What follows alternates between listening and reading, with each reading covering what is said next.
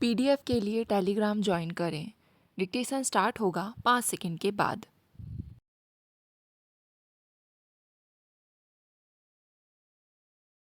महोदय, अगर देश की आवश्यकताएं कांग्रेस से पूरी होती हैं तो ठीक है और हम उसके साथ हैं, लेकिन अगर वैसा नहीं होता तो हम नहीं कह सकते कि वह भारत से भी ज़्यादा महत्वपूर्ण है, भारतीय जनता से भी अधिक अहम है।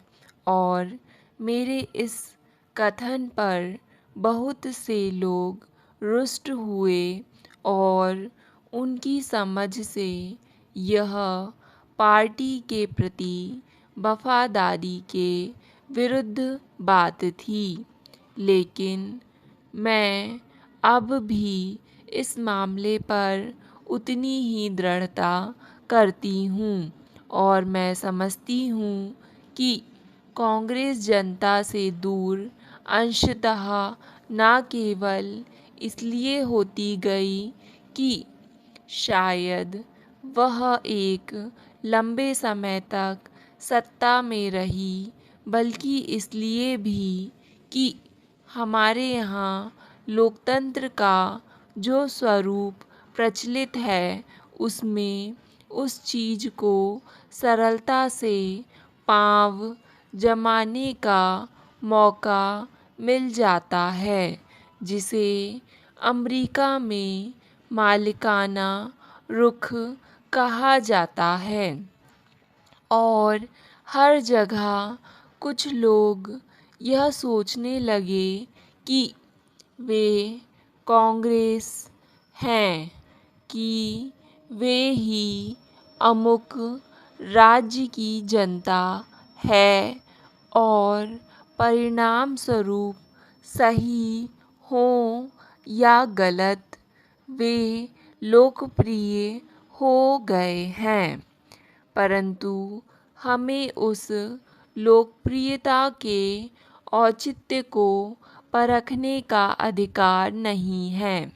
या तो जनता ही है जो निर्णय दे सकती है, लेकिन हमें तो एक के बाद एक राज्यों में पराजय मिलनी शुरू हुई और मैंने पाया कि वह खाई को पाटने का उपाय इसके सिवा और कुछ नहीं है कि हम सीधे एक बार फिर जनता तक जाएं।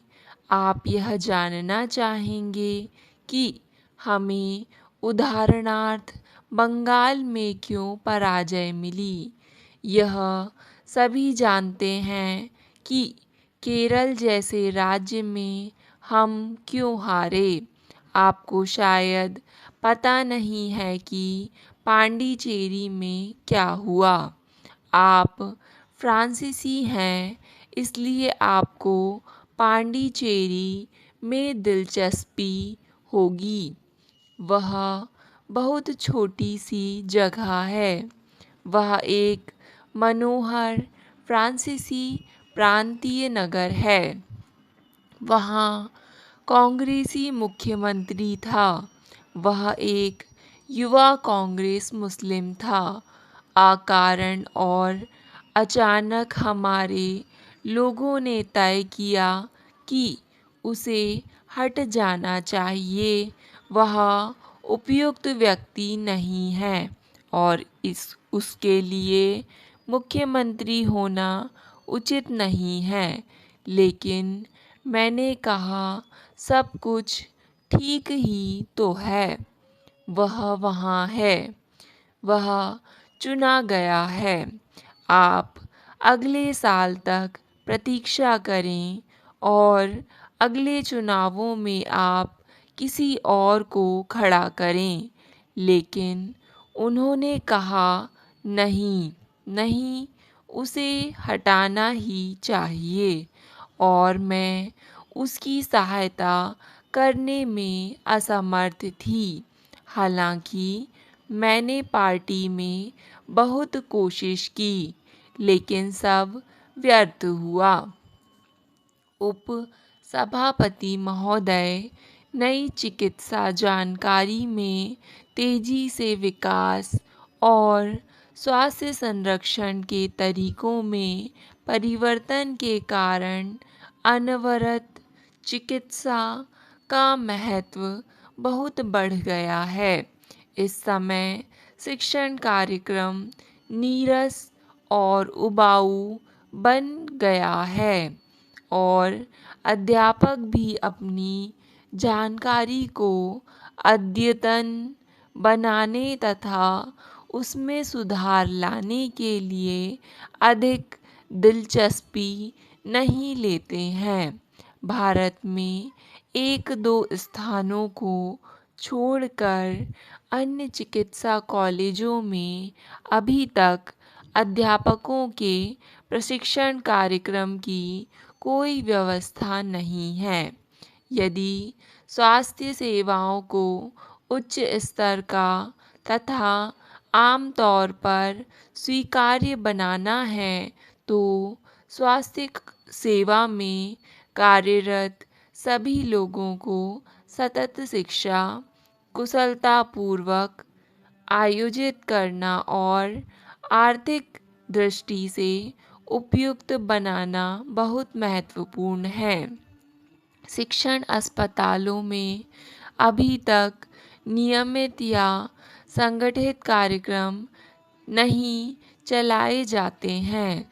सतत चिकित्सा शिक्षा कार्यक्रम के उद्देश्यों में राष्ट्रीय प्राथमिकताओं और स्वास्थ्य विज्ञान की आवश्यकताओं को ध्यान में रखना चाहिए। चिकित्सा शिक्षा के मामले में चिकित्सा पूर्व प्रशिक्षण को और संगत बनाने के लिए समाजशास्त्र, मनोविज्ञान और मानविकी पर पर्याप्त बल दिया जाना चाहिए, जो चिकित्सक और रोगी के बीच संबंधों को बेहतर बनाने के लिए आवश्यक है। इसमें प्रवेश की न्यूनतम आयु 18 वर्ष से अधिक की जानी चाहिए, इसलिए कि मुदालियर समिति ने सुझाव दिया है ताकि वह और ज़्यादा प्रौढ़ हो जाए और उसे पहले उल्लिखित अतिरिक्त विषयों को पढ़ने तथा समझने के लिए और अधिक समय मिल जाए।